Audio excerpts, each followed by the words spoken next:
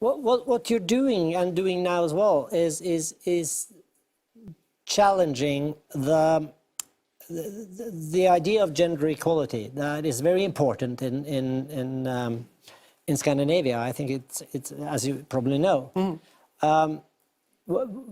Why do you think that can be a problem? The idea of gender equality. I don't think that equality of opportunity is a problem. I think that's a great thing, and that anyone with any sense champions equality of opportunity. I mean, even if you're purely selfish, say, and purely self-centered, you'd want to set up an economy where everyone who had ability could be maximally exploited by everyone else, because then we can all benefit from each other's talents.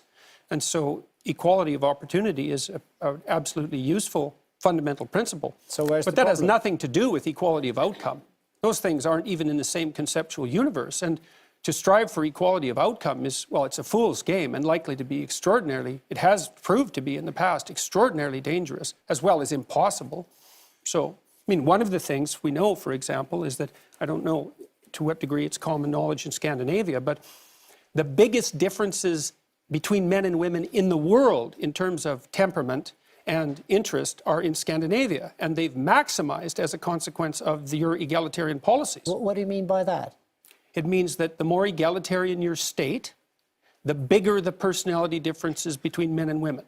That's like How do you measure that? How do you know that? Oh, well, psychologists have perfected, at least to some degree, the measure of personality over the last 30 years with very advanced statistical models. And so what you do is you offer men and women well-validated tests of preference and of personality. And you do that all across the world with tens of thousands of people in multi-country samples. And then you look at the difference between men and women. And then you rank order that by wealth and egalitarian social policy. And what you find is the more egalitarian the society, the more different the men and women become. Is this something you can recognize, or is it? I would say, for me, it's quite a simple question, actually. Do we want that our sons and daughters should have the same opportunities and the same dreams or hopes for the good thing, or no? And for me, it's simple to answer that. It's yes, of course. So for me, equality and gender equality is very, very important. For me, also when we talk about gender equality, it's important for me to learn my daughter that her mom can lead and show the way, and her dad can hug and kiss her and show feelings. And I think that's something very important for the hoods where kids grow up, to show feelings, to have these gender equality discussions, to show her a way of opportunities and to strive forward. And it's important both for lonely men, lonely young men, but also for women that feel this roof of glass. They need to fight and to struggle the roof of glass to be successful in their lives. Do you agree on this? I think that equality of opportunity is a perfectly reasonable proposition. I mean, I have a daughter and a wife. I do everything and many female clients and who I've consulted with and helped, and in many cases helped accelerate the development of their career tremendously. It's obviously of great utility to encourage forward striving in young people and people in general. That's not the issue in the least. The issue is the outcome. Yeah, well, then why do you think the outcome, and these countries where the outcome is more equal, why do you think that leads to bigger differences between the sexes? Because there's only two reasons that men and women differ. One is cultural, and the other is biological. And if you minimize the cultural differences, you maximize the biological differences. So I know everyone's shocked when they hear this.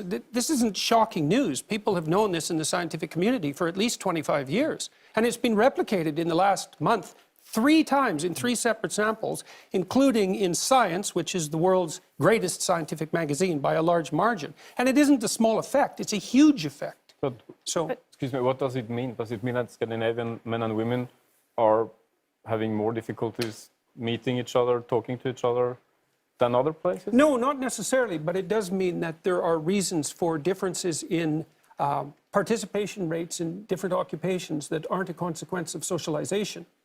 So, for example, this is especially true at the extremes. So, for example, on average, men are more interested in things and women are more interested in people. And that's actually the biggest difference we know of psychologically between men and women. And even though men and women are quite similar, all things considered, the extremes make a difference. So you imagine that in order to become an engineer, look, obviously not everyone becomes an engineer. You have to have a particular temperamental proclivity to become an engineer. You have to be extraordinarily interested in things rather than people. Well, most of those people are men. And if you want to become a nurse, well, then you have to be much more interested in people than you are in things. And most of those people are women.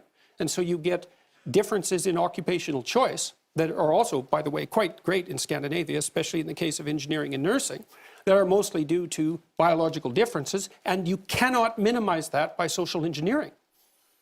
So, and it's not a bad thing. Like, look, one of the things you want to ask yourself is that, what is the purpose of setting up a society that offers maximal equality of opportunity? And one of the answers is that you maximize people's free choice.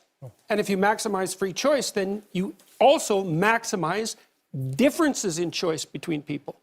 And so you can't have both of those. But of course it will have differences in choice, of course, because we are human beings.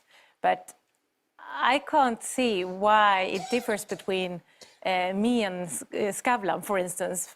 But of course it differs in biological things, but not in choices, because I think more how we raise them, how we live, education, sort of culture, attitudes form a human being, whether or not they are a girl or a boy when they grow up. Mm-hmm. And if I raise my daughter to become a leader, to be self-confident, to have a high education, for instance, I think she will have a good platform to become a civil engineer, to become a CEO of a company, or to become a nurse. Well, that is what people who think that the differences between people who are primarily culturally constructed believe, but it's not what the evidence suggests. Okay, we don't agree on that. Yes, the other thing I should say about this, what's necessary to understand about this is this is not a contentious issue among informed scientists. We've known this for 25 years. And so, and it's a perverse effect. No one expected it.